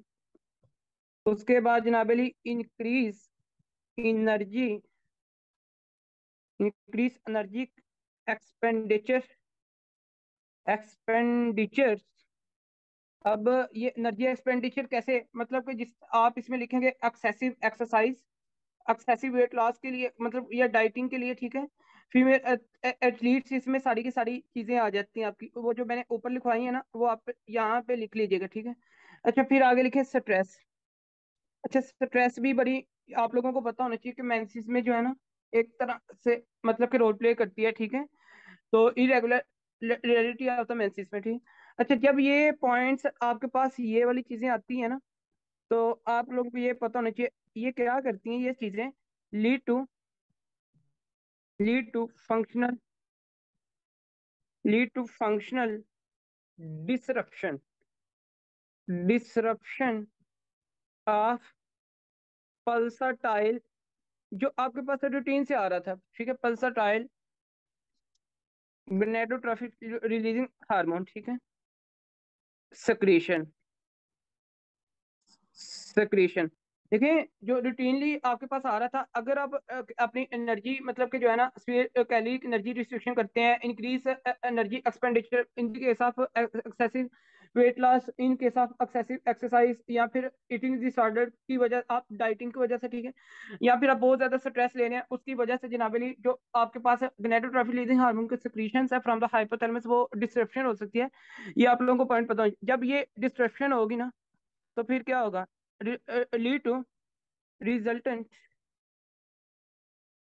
Resultant decrease FSH and LH, FSH and LH, और साथ में लिखेंगे डिक्रीज एस्ट्रोजन। क्या होगा जी, डिक्रीज एस्ट्रोजन। तो ये बात आप लोगों को पता है, ठीक है। अगर एफएसएच 1 से लेकर 5 स्टेज तक आपके पास फॉलिकल स्टिमुलेट करता है, मैच्योर करता है, उसके बाद एस्ट्रोजन ने करना होता है, ठीक है। तो ये यहाँ तक अगर फॉलिकल एफएसएच नहीं आएंगे, एलएच नहीं आएंगे, तो एस्ट्रोजन तो आपके पास कम होगा ना। तो जब ये चीजें नहीं ना होगी, तो आपके पास कंप्लेन क्या होगी, पेशेंट की कंप्लेन, जनाब अली कंप्लेन आपके पास होगी। हाँ जी, कंप्लेन होगी एमेनोरिया की, एमिनोरिया। तो ये आप लोगों को पता चल गया कि फंक्शनल हाइपोथैलेमिक एमिनोरिया क्या है, या फिर एक्सरसाइज इंड्यूस एमिनोरिया क्या है, ठीक है। इसके लिखिए जरा पैथोजेनेसिस। इसमें आप लोग लिखेंगे नंबर 2 पे पैथोजेनेसिस के हिसाब से थोड़े से पॉइंट लिख लें। पैथोजीनेसिस, अगर बात करते हैं ना पैथोजेनेसिस की, तो याद रखिएगा कि हाँ जी, ड्यू टू डिक्रीज फैट, या फिर एडिपोज टिश्यूज, जब ये कम होती है ना ड्यू टू एक्सेसिव एक्सरसाइज या फिर वेट लॉस, तो ये आप लोगों को, या फिर ड्यू टू जनाब रिस्ट्रिक्शन, सीवियर कैलोरिक रिस्ट्रिक्शन, या फिर इंक्रीज एनर्जी एक्सपेंडिचर, स्ट्रेस की वजह से, जब ये चीजें आपके पास फैट आपके पास डिक्रीज होती है ना, तो आपके पास क्या होता है कि डिक्रीज लेप्टिन। और लेप्टिन आपको पता है एक स्टडी स्टडी हार्मोन है, ठीक है। स्टडी हार्मोन है, और आपको मैंने बताया कि ये एडिपोज टिश्यू से जनाबेली प्रोड्यूस होता है, ठीक है। तो अगर लिप्टिन के जीन में अगर जो जो लिप्टिन जो वो जीन जो लिप्टिन का है, अगर उसमें कोई म्यूटेशन आ जाती है, तो कंजेनिटली, तो आप मतलब कि कंजेनिटली अगर आ जाती है, तो इसकी वजह से जनाबेली क्या होगा कि कंजेनिटली ओबेसिटी, या फिर स्लीप डिप्राइवेशन मैंने आपको बताई थी, और या फिर स्टार्वेशन, जिसकी वजह से डिक्रीज लिप्टिन प्रोडक्शन होगी। तो लिप्टिन की वजह से भी आप लोग या जनाब क्या होगा कि Lipton keep keep you thin, ये मैंने आपको बात बताई थी, और ये आपको हाइपोथैलेमस से एक्ट करेगा और डिक्रीज करेगा एपेटाइट को। ये बात आप लोग जानते हैं। एंडोक्राइन अगर किसी को नहीं पता तो एंडोक्राइन के नोट्स देखें, और डिटेल आप लोगों को वहां से पता चली। अच्छा, इसके साथ साथ ना एंड इंक्रीज कोर्टिसोल। अच्छा, ये जो कॉर्टिसोल है, ये भी एंडोक्राइन में आपने डिटेल में बात की है। ये कॉर्टिसोल के इंक्रीज होने की वजह क्या है, ड्यू टू हाँ जी, excessive due to excessive exercise, ठीक है। ड्यू टू एक्सेसिव एक्सरसाइज की वजह से ये आपको पॉइंट जो है ना पता होना चाहिए, इंक्रीज कॉर्टिसोल, ओके। तो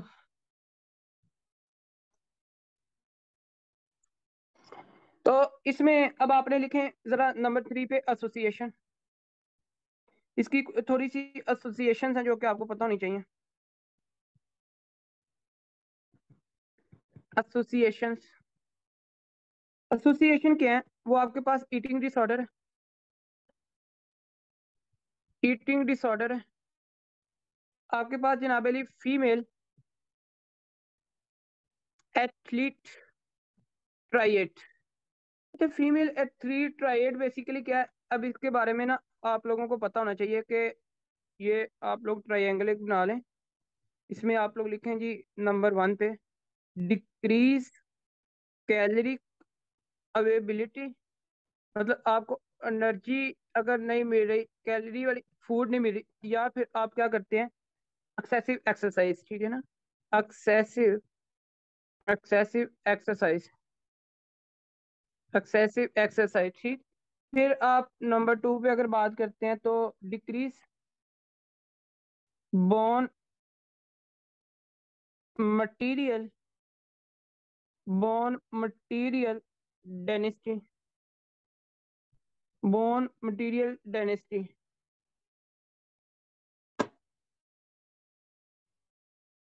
तो decrease bone mineral mineral density, ठीक है। तो फिर आपके पास जो थर्ड आपने याद रखना है वो है मेंस्ट्रुअल जनाबेली डिसफंक्शन, ठीक है। मेंस्ट्रुअल डिसफंक्शन, तो ये 3 ट्राइएड्स आप इसका पता नहीं। अच्छा, ये जो ट्राइएड है ना, इसमें आपके पास क्या कर सकते हैं, कैन लीड टू एमेनोरिया, ठीक है। तो इसकी वजह से भी आपके पास can lead to amenorrhoea, can lead to amenorrhoea. आप बुक से रीड आउट कर लें इसको, यही सेम चीजें आपके पास होंगी। और ये है कि आपके पास फंक्शनल हाइपोथैलेमिक एमेनोरिया, रिपीट करने लगा हूँ, also known as exercise induce amenorrhoea, severe calorie restriction, increase energy expenditure, या फिर स्ट्रेस, इन सब की वजह से एडिपो टिश्यूज, फैटी टिश्यूज आपके पास डिक्रीज होंगे। जब ये डिक्रीज होंगे तो आपके पास functional disruption of the pulsatile gonadotropin secretion कम होगी, डिक्रीज एसएलएच एंड एफएसएच।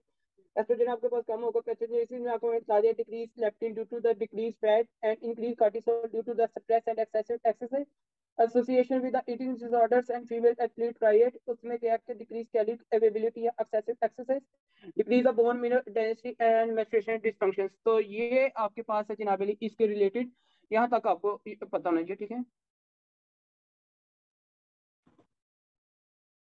तो ये आपने कहाँ से किया, ये स्टेप 1 से किया, ठीक है, ये आपने स्टेप 1 से किया, यहाँ से आप लोगों को पता होना चाहिए।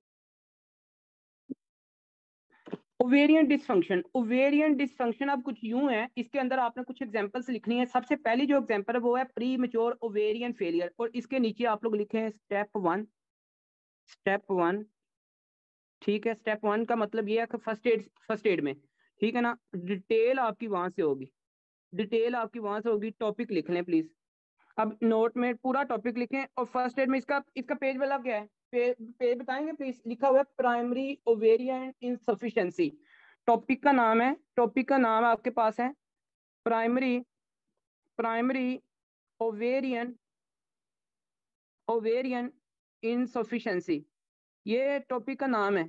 हाँ जी। तो इसमें ये फर्स्ट स्टेप 1 में तो चीज वही है, कंसेप्ट वही होगा, लेकिन अप्लाई बस आपने वहां से करना है। अच्छा, अब देख लें, इसमें केस लिख लें। केस आपको आएगा जी इसमें, याद रखिएगा, केस आएगा 16 ईयर ओल्ड या 17 years old female old female presented presented with complaint of presented with complaint of हाँ जी, amenorrhoea, amenorrhoea, presented with complaint of amenorrhea, dizziness, dizziness, and having mild mood swing, इसको क्या है, mood swing भी है। Investigation shows investigation investigation shows या reveal, investigation आपको show कर रही है increase FSH and LH, increase FSH and LH, decrease oestrogen, decrease oestrogen, oestrogen decrease हो रहा है। तो मोस्ट लाइकली आपके पास डायग्नोस क्या है, मोस्ट लाइकली डायग्नोस, बहुत ज्यादा इंपॉर्टेंट केस है जी, आपको ये केस आना चाहिए। इसमें क्या लिखा हुआ है देख लें, क्या हो सकता है वैसे। हाँ जी, बताएंगे। फर्स्ट एड अगर आपने खोली है तो आपको चीजें ये क्लियर होनी चाहिए। हाँ जी, हेड ओवेरियन फेलियर, आपको मिल सकता है ओवेरियन फेलियर, या फिर इसी को आप क्या कहते हैं, इसी को कहते हैं primary primary ovarian primary ovarian insufficiency. Primary ovarian insufficiency, एक मिनट प्लीज।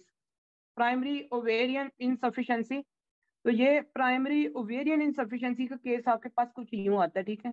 तो ये आप लोगों को पॉइंट पता होना चाहिए। अब इसकी आते हैं जी, बात करते हैं थोड़ी सी डिटेल में, ताकि आप लोगों को ये चीजें जो है ना क्लियर हो जाए। देखिए, पता है, ये जो प्राइमरी ओवेरियन इनसफिशिएंसी है ना, इसकी मैं अब बात करने लगा थोड़ी सी इटियोलॉजी की। लिखिए नंबर 1 इटियोलॉजी। केस तो आपने लिख लिया ना, केस आपने लिख लिया, अब लिखें इटियोलॉजी।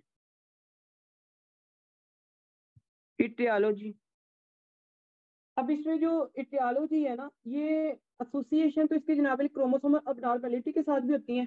पहले बात तो आपको ये पता होनी चाहिए कि मोस्ट ऑफन इडियोपैथिक,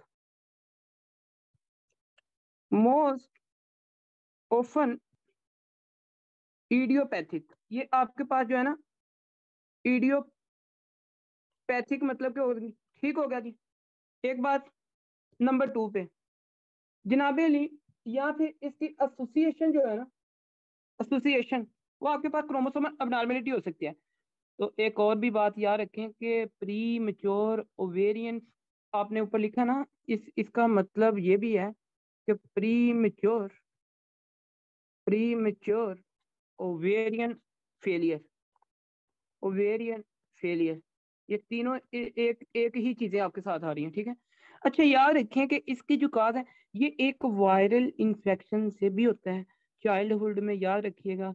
हाइट तो इसमें ठीक होती है, पिट्यूटरी इसमें जो है ना वो नॉर्मली आपके पास काम कर रही होती है, इंटीरियर पिट्यूटरी।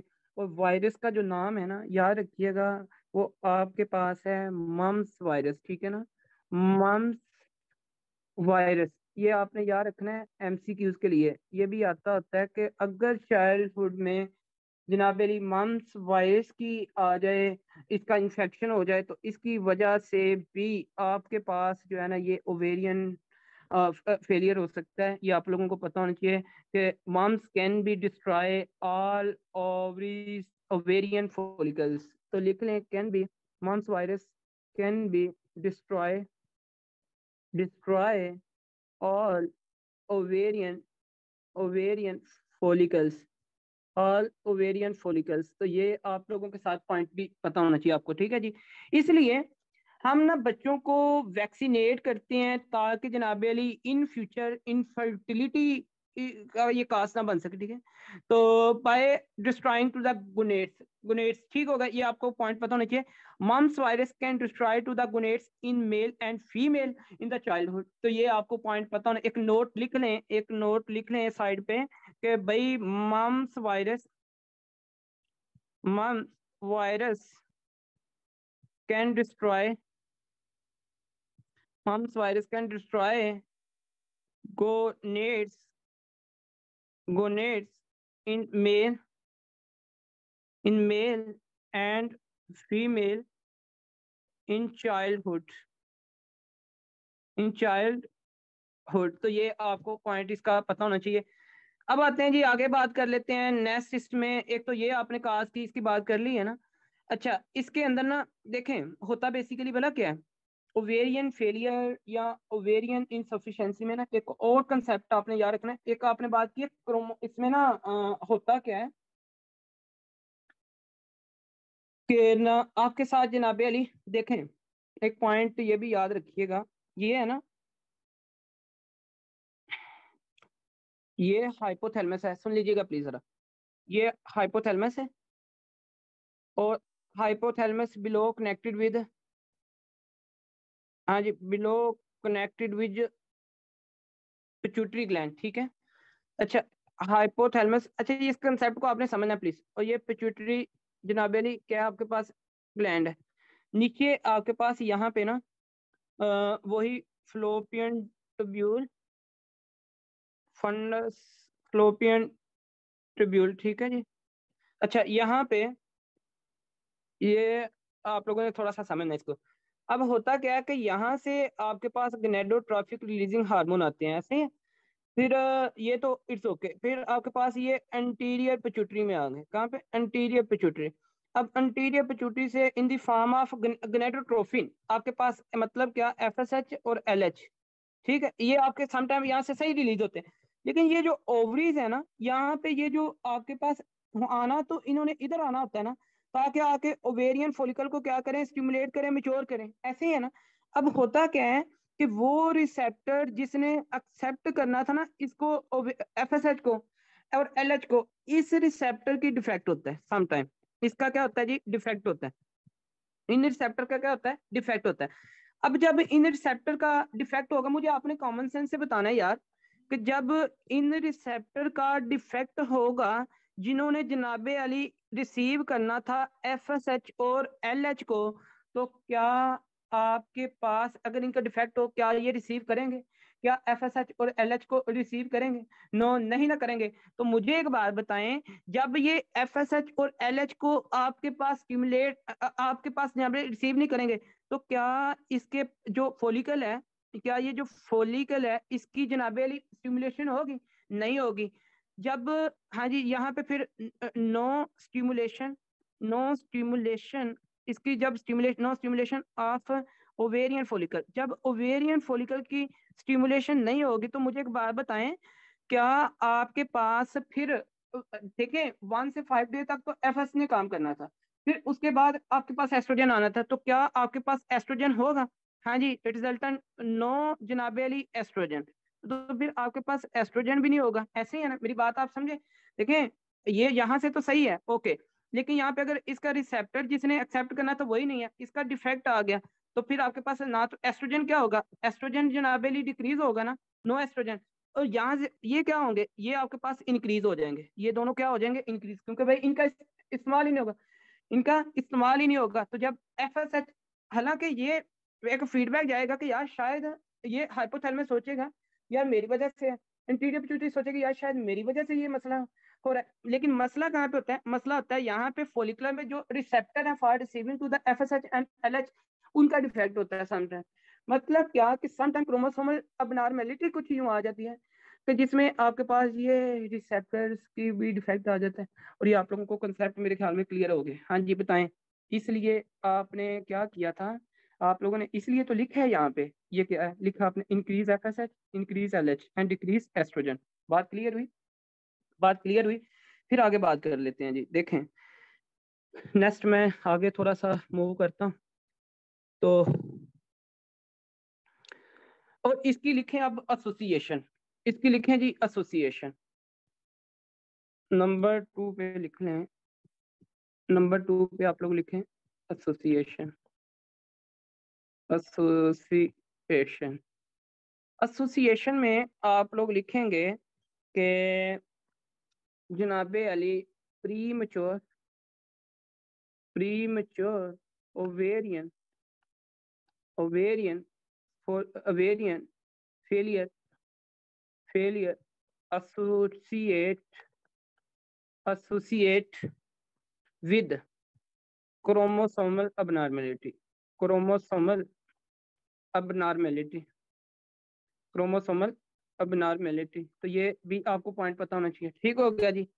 स्पेशली, अब ये लिखें, specially, specially in, in females, in females less than 30 years, less than 30 years. तो ये आप लोगों को इसमें कोई भी एज आपके पास आ सकती है। ठीक होगा जी। देखें, ओवरी पे फ्रॉम द पिट्यूटरी एफएसएच और एलएच आपके पास जाते हैं। और याद रखें एक और बात, कुछ इंपॉर्टेंट और भी बातें आपको बता देता हूँ। देखें, ओवरी में ना दो चीजें आपने पढ़ी थी, ये जो ओवेरियन फॉलिकल, मुझे आज भी याद है कि मैंने आपको बताया था कि यहाँ पे ना आपके पास होता है थीका सेल। हाँ जी, एक था आपके पास यहाँ पे जिसको आपने कहा था जनाबे Ali theca cell, theca cell. और एक आपको मैंने बताया था ग्रेनुलोजा सेल, ग्रेनु ग्रेनुलोजा सेल, ऐसे ही है। अच्छा, ये भी थोड़ा पॉइंट जरा सुन लीजिएगा प्लीज।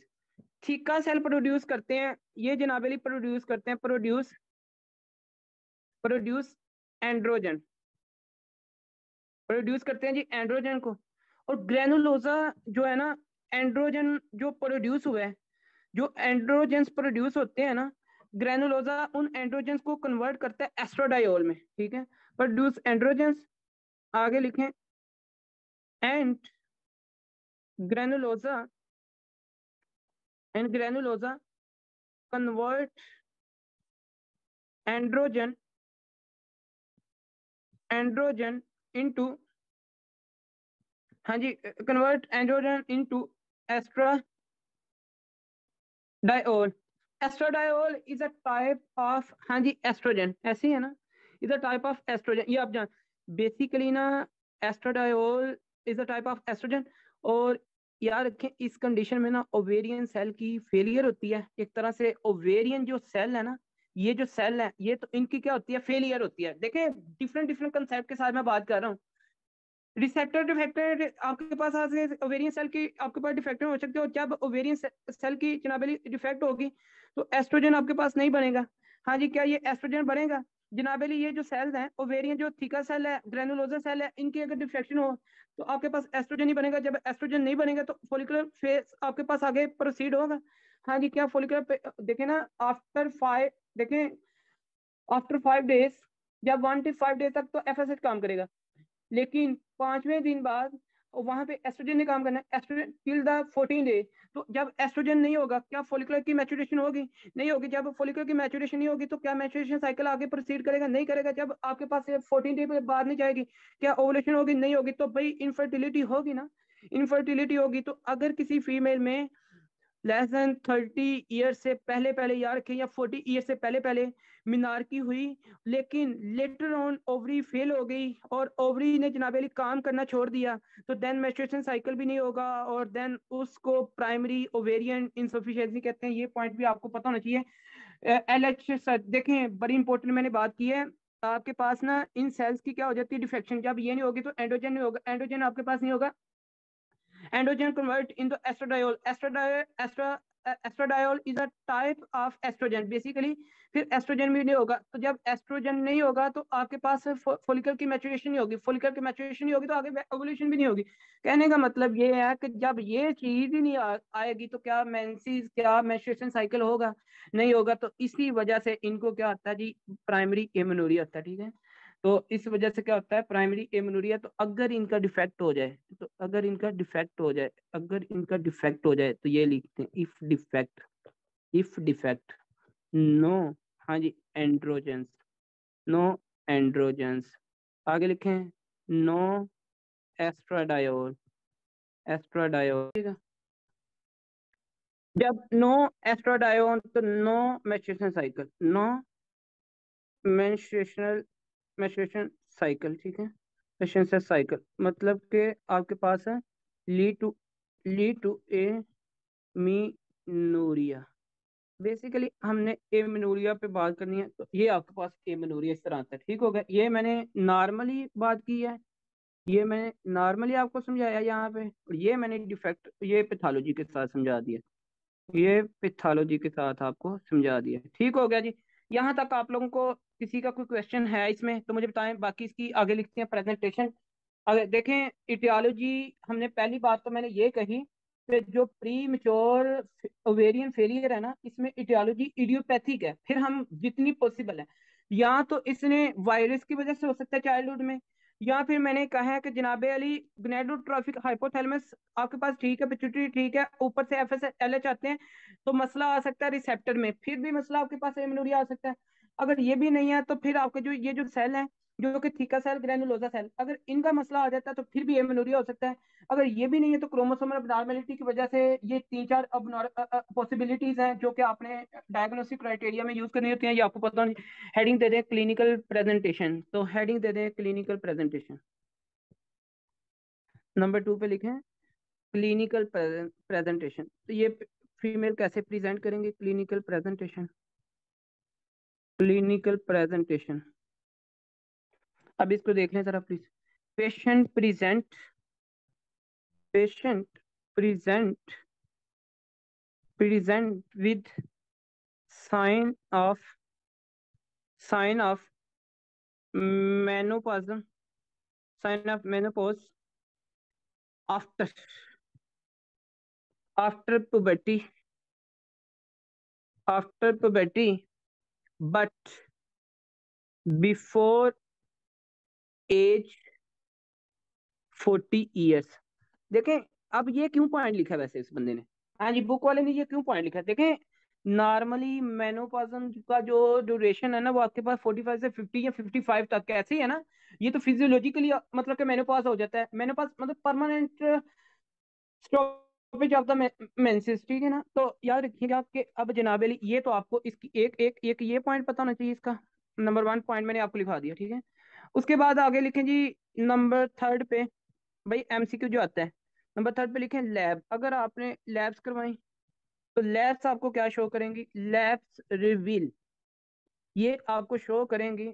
इसमें जो आपको पॉइंट पता होना चाहिए, डिक्रीज एस्ट्रोजन, डिक्रीज एस्ट्रोजन, और आपके पास इंक्रीज एफएसएच और इंक्रीज एलएच। तो यहाँ तक अगर किसी का कोई क्वेश्चन है तो बताएं प्लीज। यहाँ से मैंने एमसीक्यू बना लिया था, पता है, यहाँ से मैंने एमसीक्यू बना लिया। बुक से देख लें, अगर कोई पॉइंट आपका मिस हो रहा है तो इसको हम देख लेते हैं, बाकी नहीं तो फिर आगे बात करते हैं। हाँ जी बताएं प्लीज। अच्छा, ये जो टॉपिक आपने किया ना, ये किया आपने फर्स्ट ईयर स्टेप 1 से, ठीक है। ये फर्स्ट ईयर स्टेप 1 से मैंने आपको करवाया, ना कि सीके 2 से। सीके 2 में जस्ट आपने एप्लीकेशन देनी है इसके साथ, ठीक हो गया। तो अब जो आपने ओवेरियन डिसफंक्शन में, ओवेरियन डिसफंक्शन में एक आपने ये एग्जांपल लिखी है, फिर नंबर 2 पे आप लोग लिखेंगे ओवेरियन डिसफंक्शन में नंबर 2 पे जो आपकी एग्जांपल होनी चाहिए वो आपके पास है गोनेडल, गोनेडल, गोनेडल ए जेनेसिस, गुनेडल ए जेनेसिस। इसकी बात कर लेते हैं। अच्छा, गुनेडल ए जेनेसिस में जो आपने पॉइंट्स, जिन पॉइंट्स को आपने देखना है ना, देखिए ये भी हो सकता है कि जनाबे अली के बाय बर्थ, पैदाइशी तौर से गोनेड्स प्रॉपर तौर पे डेवलप ना हो सके। तो ये भी एक आपके पास जो है ना इसमें, मतलब कि जो आपके पास ओवरीज हैं, ठीक है, ये आपके पास प्रॉपरली डेवलप ना कर सके हो, ठीक है। यूट्रस, इस तरह डिफरेंट डिफरेंट आपके पास जो है ना, मतलब कि ट्रू, इसको लिखते हैं ट्रू, ट्रू गुनेडल एजेनेसिस, ठीक है। तो ये भी आपके पास है, एक तरह से आ जाती है, ठीक होगा जी। तो ये आप लोगों को पॉइंट इसका पता होना चाहिए। अब ये थे इसके ओवेरियन। आप लोगों ने अभी तक दो चीजें आपने देखी हैं। आपने क्या देखा है कि प्राइमरी एमनोरिया स्टार्ट किया, इसकी टियोलॉजी की बात की। पहले आपने देखा कि amenorrhoea plus secondary sexual characteristics absent plus norm short stature के साथ आपने टियोलॉजीज को देखा। फिर आपने देखा कि amenorrhoea secondary sexual characteristics absent, फिर आपने प्लस नॉर्मल स्टेचर, इसमें आपने टियोलॉजी को देखा। अब आप बात करेंगे नंबर नंबर 3 पे। अभी बात इटियोलॉजिस्ट पे चल रही है, बात प्राइमरी इटियोलॉजिस्ट पे चल रही है, लेकिन डिफरेंट डिफरेंट आप डायग्नोस्टिक डिफरेंशिएट डिफरेंशिएट डायग्नोस के साथ करके इसको करें तो इटियोलॉजी हो सकती है। अब इसमें क्या होगा, हिस्ट्री आपके पास होगी। हिस्ट्री आपके पास क्या हो सकती है कि जनाबे अली ए मनूरिया की, ए मनूरिया की हिस्ट्री हो सकती है पेशेंट की, ए मी नूरिया की हिस्ट्री हो सकती है, प्लस आपके पास secondary secondary sexual sexual characteristics, secondary sexual characteristics जो है ना वो आपके पास प्रेजेंट होंगी, क्या होंगी, प्रेजेंट होंगी। तो ये आप तो अब देख लें। अब पहले एब्सेंट थी, अब यहाँ पे लफज प्रेजेंट आ गया।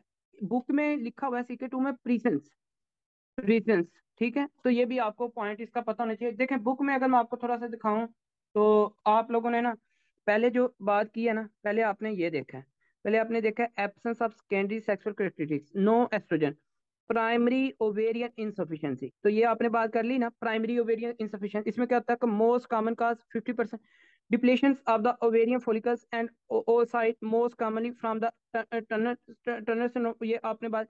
Also consider history of the radiation therapy भी हो सकती है, कीमोथेरापी भी हो सकती है, या गुनेडल डिसजेनेसिस भी हो सकती है, एजेनेसिस भी हो सकती है।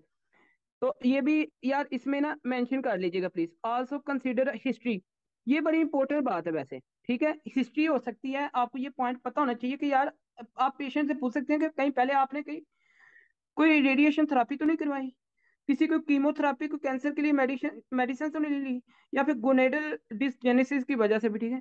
तो ये हिस्ट्री बहुत इंपॉर्टेंट है, मैं आपको अभी बता रहा हूँ, ये लाइन लिखी है, आपने लिखनी है, ठीक है। उसके बाद फिर आपने देखा, एक तो ये बात आपने कर, फिर सेंट्रल हाइपोगोनाडिज्म की बात की, can cause by the variety of the factor include, इसमें आपने प्रोलैक्टिनिमा, एक्सरसाइज, सीएनएस ट्यूमर्स की लिखना है। उसके बाद कॉलमैन सिंड्रोम एमसीक्यूज आता है, इससे बड़ा इंपॉर्टेंट कॉन्स्टिट्यूशनल ग्रोथ डिटेल। तो यहाँ तक आपने अभी काजिर किए हैं, देख लें, यहाँ तक डिफरेंट डिफरेंट टॉपिक आपने फर्स्ट एड स्टेप 1 से किए, और इसको सीके 2 से यहाँ तक आपने क्लियर किया। अभी बात आपके जो नेक्स्ट आप करने जा रहे हैं ना, वो आपके पास है प्रीसेंस ऑफ सेकेंडरी सेक्सुअल कैरेक्टरिस्टिक्स, और इसमें देखेंगे डिफरेंट आपके पास, और इसमें क्या होता है, एस्ट्रोजन की प्रोडक्शन होती है, बट अदर एनाटॉमिक या जेनेटिक प्रॉब्लम्स होते हैं, ठीक हो गया जी। तो आप लोग लिख लें कि oestrogen production but other anatomic और जेनेटिक प्रॉब्लम्स होती हैं। इटियोलॉजीज इसकी जो है ना, वो आपके पास क्या है, वो आप लोग अब यहाँ से ये क्लियर करेंगे, ठीक हो गया। आप लोग हम एंड पे आएंगे जब हम कर लेंगे, तो देख लीजिएगा इसको जरा। इसमें लिखें along along production production of oestrogen, oestrogen, long production of oestrogen. देखें, जब सेकेंडरी कैरेक्टरिस्टिक्स एब्सेंट थी ना, तब एस्ट्रोजन प्रोडक्शन नहीं थी हो रही, अब यहाँ पे हो रही है। अब ये आपने ध्यान रखना है इस पे। okay। तो इसमें ना सबसे पहले आप लोग लिखने जा रहे हैं जी केस। सबसे पहले आप लोग केस लिखेंगे, इसमें आप लोग लिखेंगे जी एनाटॉमिकल डिफेक्ट। नंबर 1 जो आप लोग इसमें लिखेंगे ना, आप लोग लिखेंगे anatomical defect, anatomical anatomical defect. और एनाटॉमिकल डिफेक्ट में एक आप लोगों को पॉइंट पता होना चाहिए, इसकी जो एग्जांपल है, एक केस आता होता है, बड़ा इंपॉर्टेंट केस है और ये कॉमन है। ये मैं आपको बता देता हूँ कि भाई इसकी एक एग्जांपल आप लोगों ने जो देखनी है वो है, एक केस लिखें, बल्कि टॉपिक, इसकी जो एग्जांपल है वो लिखें, imperforate imperforate hymen, imperforate hymen. ये आपकी भाई इसकी सबसे पहली एग्जांपल आप लोगों ने यहाँ पे लिखनी है, ठीक होगा जी, एनाटॉमिकल डिफेक्ट में। और अब ये आपने कहाँ से करना है, ये मैं आपको बता देता हूँ। स्टेप 1 लिख लें प्लीज। स्टेप 1, डिटेल आपकी स्टेप 1 से है, एप्लीकेशन यहाँ पे आप ले लेंगे, और डिटेल आप यहाँ से, टॉपिक का नाम साइड पे लिख लें प्लीज। हम अभी डिस्कस करने जा रहे हैं स्टेप 1 से इम्परफोरेट, हाँ जी, इम्परफोरेट हाइमन। तो लिख लें प्लीज, इम्परफोरेट, टॉपिक का नेम क्या है, इम्परफोरेट हाइमन। तो अब ये आप लोगों ने ना इसके ऊपर बहस करनी है, इसको इस टॉपिक को डिस्कस करना है, ये आपकी फर्स्ट पेज पे लिखा हुआ है, ठीक है। और केस लिख लें फिर एक छोटा सा इसको करने के लिए। केस यूं आता है कि आप 14 ईयर्स, या 14 ईयर्स ओल्ड फीमेल, या फिर आप लोग लिख लें 16 year old female, presented with presented with complain of presented with complaint of amenorrhea, presented with complaint of amenorrhea, amenorrhea, mood swing, mood swing होता है जी। और on examination mood swing, dizziness, dizziness, loss of appetite, loss of appetite, nausea, इस तरह के symptom दे सकें, लेकिन जो strongest point है वो ये है आपके पास। अच्छा, on examination she has she has she has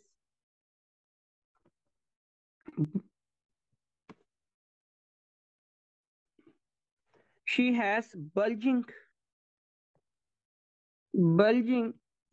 in vagina, bulging in vagina, bulging in vagina, अच्छा amenorrhoea, mood swinging, dizziness, loss of appetite, nausea. एक ये भी लिखें please. Cyclic, cyclic abdominal pain. अच्छा ये भी बड़ा इंपॉर्टेंट पॉइंट है, साइक्लिक abdominal पेन, इसको पेन भी होगी ये अच्छा ये पॉइंट बड़ा इंपॉर्टेंट है, ये पॉइंट बड़ा इंपॉर्टेंट है इसमें। और साथ में आप लिखेंगे she has bulging in vagina, look like, हाँ जी, look bulging in vagina, look bluish in colour, look,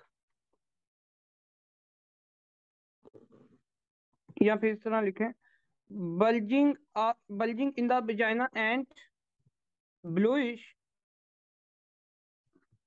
hymen, hymenal membrane, membrane.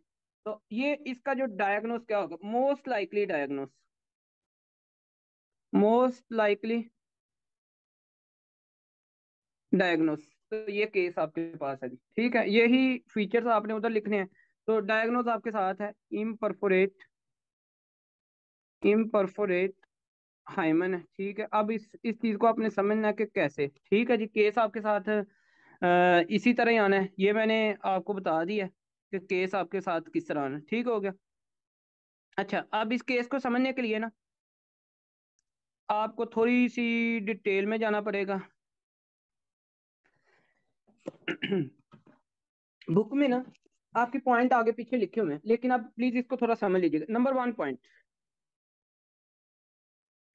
ये जो सपोज कर लें कि ये वजाइना है ना, ठीक है, ये वजाइना कनाल है, तो यहाँ पे ना ये इस तरह मेम्ब्रेन है, ठीक है। अच्छा अब इस मेम्ब्रेन में ना बेसिकली होते हैं पोर, नॉर्मली इसमें क्या होते हैं, पोर्स होते हैं। अब ये जो पोर्स है ना, याद रखिए इस पोर जब मेंसेस होते हैं ना, तो इन पोर से फिर जो ब्लीडिंग है ना, वो मतलब कि यहाँ से पास कर जाती है, ठीक है। ब्लीडिंग क्या कर देती है, वो पास कर देती है, जो कि आप लोगों को मेंसेस की फॉर्म में मतलब कि पता होता है, ठीक है। तो ये आपको पता नहीं। अच्छा इसमें होता क्या, सबसे पहला एक पॉइंट आप लोग लिखें इनकम्प्लीट, फिर आगे बात करते हैं इनकम्प्लीट या फिर failure, failure of hymen degeneration, hymen degeneration, degeneration of central portion at birth, ये आपको पता होना चाहिए। फिर नंबर टू पे पॉइंट लिखें कि अच्छा ये चले मैं आगे बात करता हूँ इसकी डिटेल में ना, accumulation, accumulation of vagina mucus at birth and self resolving, and self resolving bulge इन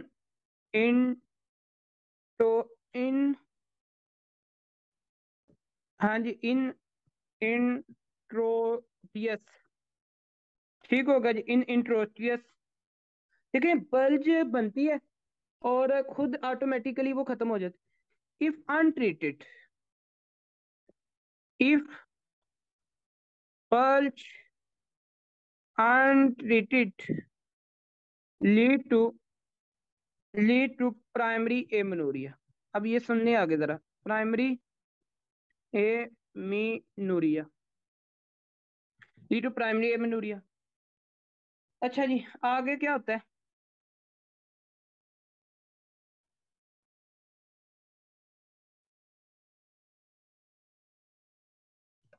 लिखें जरा, on examination, on examination cyclic abdominal pain, patient आपको बताया कि भाई मुझे डॉक्टर साहब ये पेन होती है, साइक्लिक अब्डोमिनल पेन, हेमेटो कोल पोल पोस कोलपोस। अच्छा, इसका मतलब क्या है? हेमेटोकोलपोस कहते हैं, याद रखिएगा, इसको कहते हैं accumulation of menstruation blood in the vagina. एक minute please. Accumulation accumulation of menstrual accumulation of menstrual blood in vagina, in vagina. तो ये आपने जरा पॉइंट इसका देखना है। अच्छा, उसके बाद आगे क्या होगी कि भाई आपको मिलेगी बल्जिंग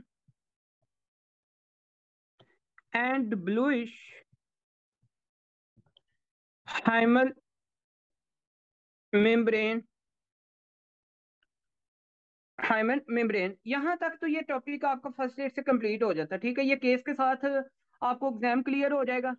ठीक है, बाकी ये कंसेप्ट थोड़ा सा आपने समझना प्लीज। ये देखिएगा, होता क्या है, मैंने ये कहा कि primary amenorrhoea plus candy sexual characteristics आपके पास प्रेजेंट होंगे या प्रेजेंस, मैंने ये बात की, एस्ट्रोजन आपके पास प्रोडक्शन होगी, लेकिन कोई एनाटॉमिकल प्रॉब्लम हो सकती है, जेनेटिक प्रॉब्लम हो सकती है। इटियोलॉजी में आपने एनाटॉमिकल डिफेक्ट लिखा, एनाटॉमिकल डिफेक्ट में जो सबसे पहला आपने पॉइंट लिखा, बहुत कॉमन पॉइंट जो आपने लिखा, इम्परफोरेट हाइमन है। इम्परफोरेट हाइमन देखें, नॉर्मली ये वाइट म्यूकस मेम्ब्रेन है, ये वाइट म्यूकस एक तरह से जनाबे अली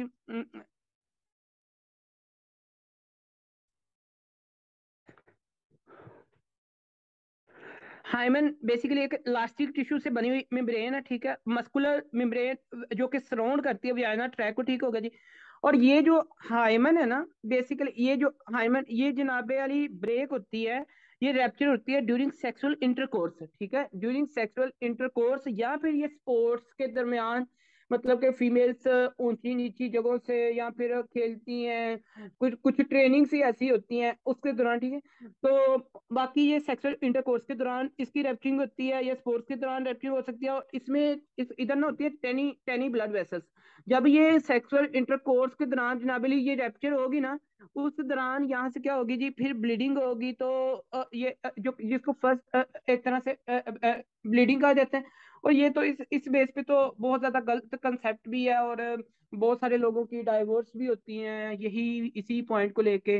बाकी आप लोगों का अगर कोई क्वेश्चन है तो पूछें, अगर कोई प्रैक्टिकल सोशल क्वेश्चन भी है तो आप पूछे, मैं उसका आंसर करूंगा, क्योंकि आप क्वेश्चन करेंगे तो उस पर आंसर करना मेरे लिए आसान होगा, ठीक है जी। तो आप है कि भाई जब तक मतलब कि जो फीमेल की फर्स्ट नाइट जनाबे अली इंटरकोर्स में ब्लीडिंग नहीं होगी, तो आप उसको जो है ना एक गलत नजरों से उसका जो है ना कंसेप्ट लिया जाता है, ठीक है। बहरहाल आगे बात करते हैं इसकी नेक्स्ट। सो इम्परफोरेट हाइमन आपके पास नॉर्मली व्हाइट म्यूकस एक तरह से, इसमें ऐसे भी केस आता होता है कि 17 years old female has presented with primary amenorrhoea vaginal examination reveal vaginal examination reveal reddish blue membrane, ऐसे भी आता होता है, ठीक है, याद रखिएगा। इसको ऐसे भी लिया जाता है कि अच्छा यार, एक केस ऐसे भी छोटा सा केस आया था, ये 1 लाइन अक्सर केस आ जाता है, ये भी लिख लें कि 17 years old female 17 years old female has presented has presented with the primary amenorrhea with primary amenorrhea, ठीक होगा जी, and vaginal vaginal examination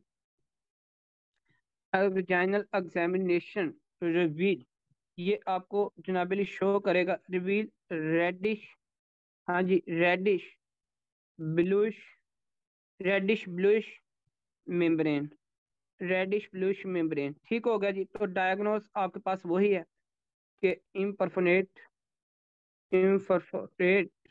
hymen, ठीक होगा जी, इम्परफोरेट हाइमन।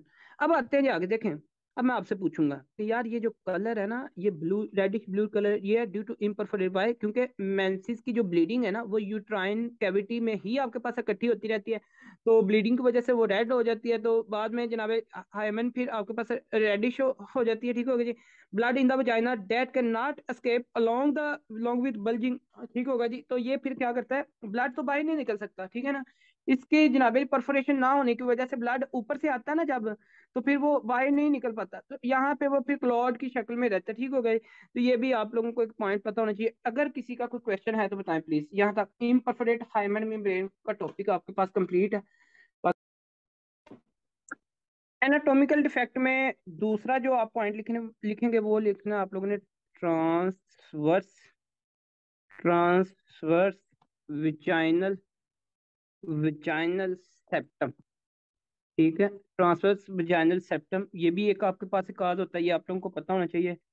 और फिर आपके पास थर्ड एनाटॉमिकल डिफेक्ट होता है एब्सेंट। लिखिएगा please, absent vagina, absent vagina with, ये इंपॉर्टेंट है जी, विद यूट्रस, विद यूट्रस।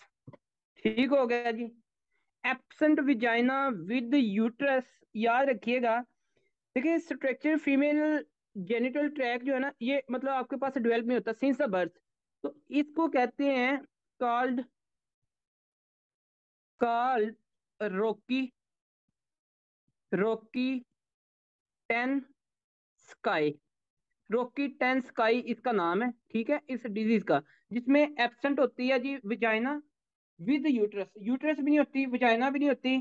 तो ये आप लोगों को पॉइंट पता होना चाहिए। अच्छा, इसका ना जो कंप्लीट नेम है ना, जो कंप्लीट नेम, अच्छा इसके बारे में पहले थोड़ा सा लिख लें, या फिर इसका कंप्लीट नेम भी लिखें। आप लोगों को मिलेगा इसका जो कंप्लीट नेम है वो मिलेगा मियर मियर रोकी टेन स्काई, मियर रोकी टेन स्काई, मियर रोकी टेन स्काई कुस्तर।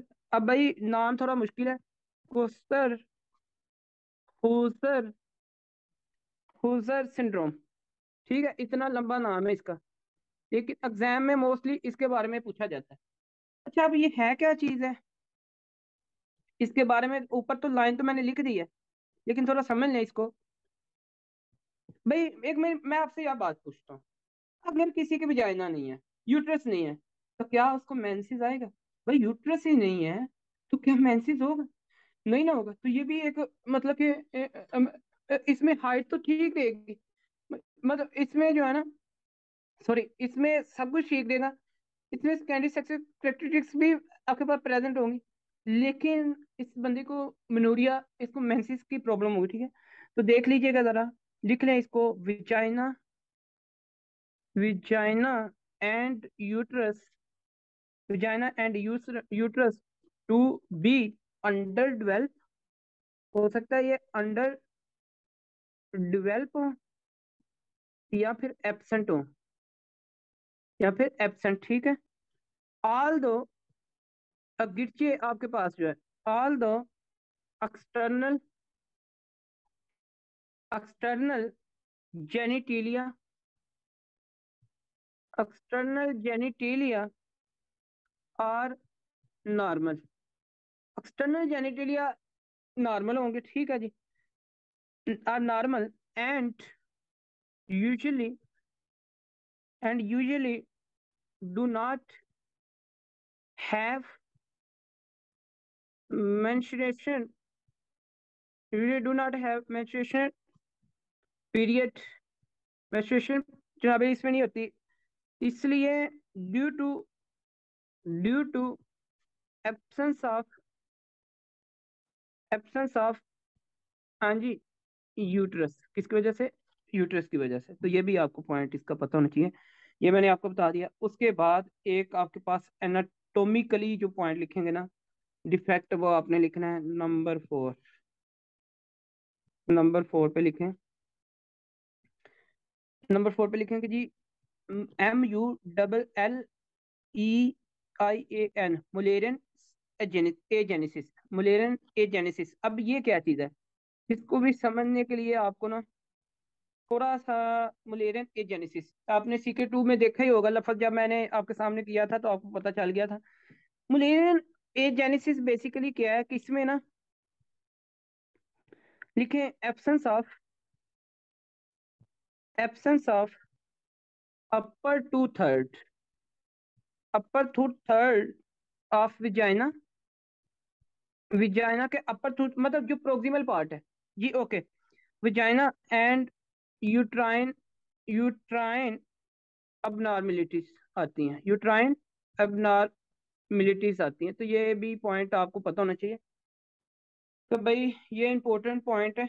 इसमें मलेरियन एजेनेसिस बेसिकली आपके पास absence of upper two third vagina and uterine, जब ये सीन होता है तो इसको भी क्या होता है कि आपके पास जिन्नाबे वाली इसमें एमेनोरिया के मसले आते हैं, ठीक है। अच्छा, ये बुक में ये देखें मुलेरियन ए जेनेसिस लिखा हुआ है, ठीक है, आपका मुलेरियन ए जेनेसिस लिखा हुआ है, absence of the upper two third of the vagina and uterine abnormalities, imperforate hymen present with the hematopollux, blood in the vagina, ठीक है, that cannot escape along the bulging hymen, ये बाकी मैंने बताया। फिर एक थर्ड पे पॉइंट आता है कंप्लीट एंड्रोजन इनसेंसिटिविटी, इसका क्या मतलब है? अब पहले हम इसको कर लेते हैं, ठीक हो गया जी। तो इसमें